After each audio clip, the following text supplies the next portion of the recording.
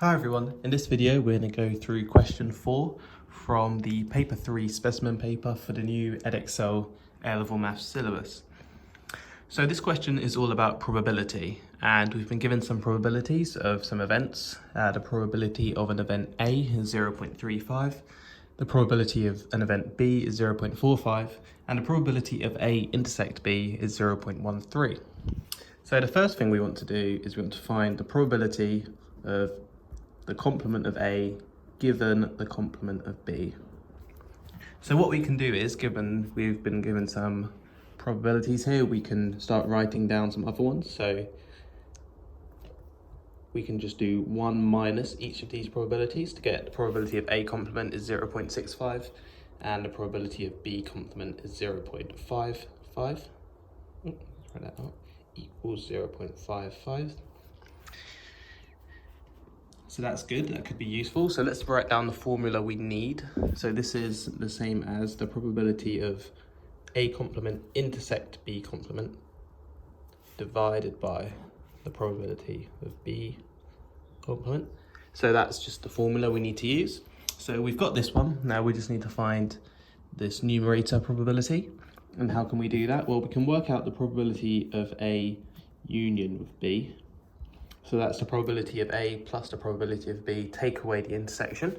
So that's 0.35 plus 0.45 minus 0.13, which is 0.67.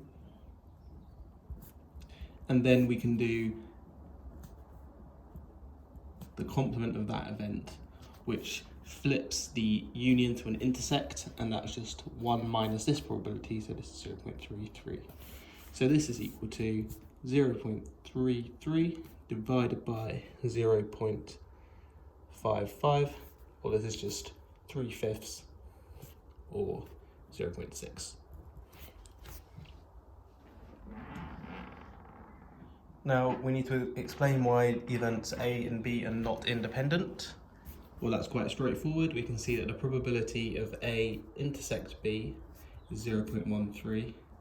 And if they were independent, this should be the product of those probabilities. Probability of A times the probability of B.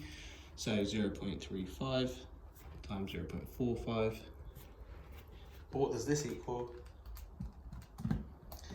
0.1575.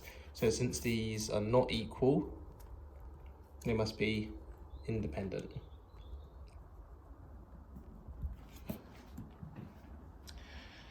Now, finally, we're told that the event C has probability 0.2, and we're told that events A and C are mutually exclusive, and B and C are statistically independent. So we need to draw a Venn diagram to illustrate the events A, B, and C and give the probabilities for each region. So let's do that.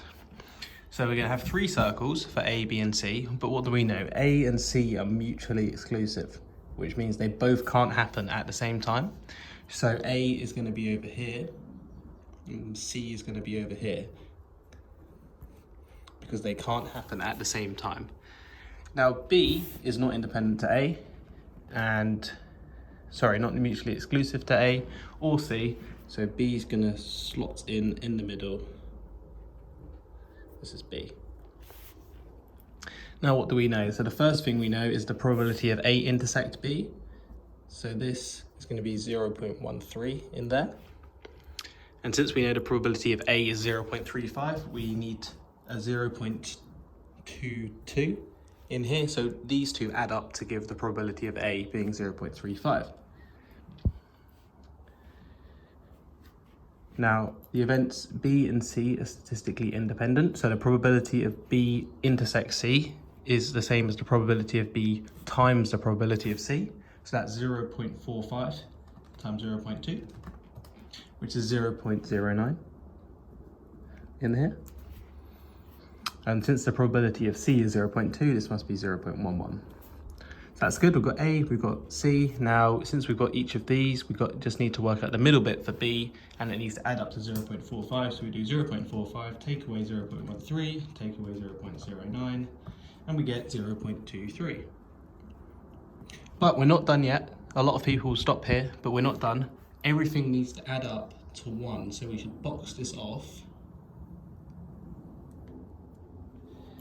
and check our probability. 0.22 plus 0.13 plus 0.23 plus 0.09 plus 0.11, and that's 0.78. So we're missing 0.22 outside. So that's the probability that none of the events happen.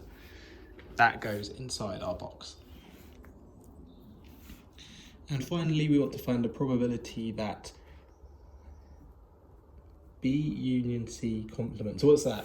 So the probability of B union C is that either B or C happens. So that means we'd be in here. So we'd be either in here, all of that, or all of that, or this bit.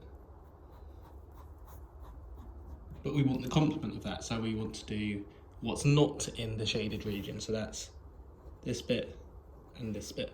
So it's 0.44. And that's how you do it.